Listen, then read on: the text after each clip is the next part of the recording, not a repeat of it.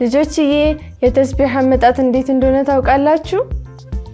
አሰላሙ አለይኩም ያሱና ልጆች፣ ሳይንሳዊ ቅኝታችን አሁን ጀምሯል።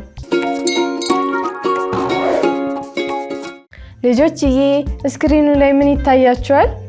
አዎ ዲጂታል ተስቢህ ነች። በተጫናችሁት ቁጥር ይቆጥርላችኋል።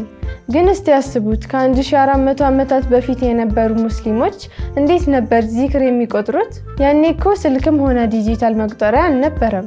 ዛሬ ተያይዘን ወደ ኋላ በጊዜ ጉዞ እንሄዳለን።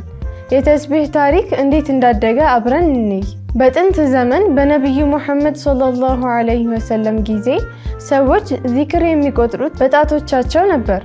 ነብዩ ሰለላሁ ዐለይሂ ወሰለም ምን አሉ መሰላችሁ? በጣቶቻችሁ ቁጠሩ፣ ምክንያቱም ጣቶቻችን ሁልጊዜ ከኛ ጋር ናቸው፣ የትም አንረሳቸውም፣ ባትሪም አያስፈልጋቸውም። አንዳንድ የነብዩ ሰለላሁ ዐለይሂ ወሰለም ሰሃበቶች ደግሞ ትናንሽ ጠጠሮችን ወይም የተምር ፍሬዎችን ይጠቀሙ ነበር።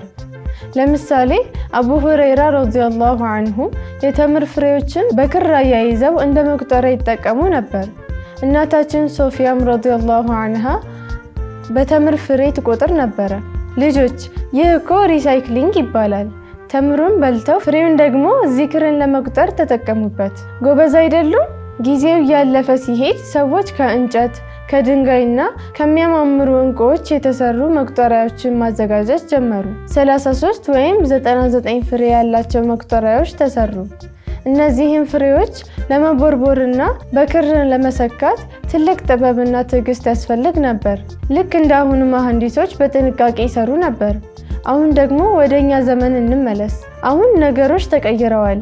ስንት አይነት ዲጂታል መቁጠሪያዎች አሉ መሰላችሁ? የጣት መቁጠሪያ እንደ ሰዓት በጣታችን ላይ የምናስረው፣ የቀለበት መቁጠሪያ በጣም ትናንሽና የምታምር፣ ስማርት ተስቢህ ይሄኛው ደግሞ ከስልካችን ጋር በብሉቱዝ ይገናኛል። እንዴት ይሰራል ካላችሁ በውስጡ ባትሪና ትንሽ የኮምፒውተር ቺፕ አለው። ቁልፉን በተጫንን ቁጥር እየቆጠረ ይሄዳል። ከመቁጠሪያ ጨሌዎች ወደ ስማርት ዲጂታል መሳሪያዎች ደርሰናል። መሳሪያዎቹ ቢቀየሩም ዓላማው ግን አንድ ነው። እሱም አላህን ማውሳት ነው። ቴክኖሎጂ ይሻሻላል፣ ዲዛይን ይለወጣል፣ ግን ዚክር ሁሌ ቀላልና ደስ የሚል ነው። እናም ልጆች የፈለገ ዘመናዊ መቁጠሪያ ቢኖራችሁም ከሁሉ በላይ ኃይለኛ የሆነው መቁጠሪያ ግን አላህ ገና ስንፈጠር የሰጠን የገዛ ጣቶቻችን መሆናቸውን እንዳትረሱ። በሚቀጥለው ደግሞ ይህን ሙስበሃ እንዴት እንደሚሰራ አስቀኛቸዋለሁ። ለዛሬ ያዘጋጀውላችሁ ፕሮግራም ይህን ይመስል ነበር። በቀጣይ ስለመማወቅ እንደምትፈልጉ በቴሌግራም ገጻችን ቴክስት አድርጉልን። እኛም መረጃዎችን አሰባስበን ወደ እናንተ እናደርሳለን።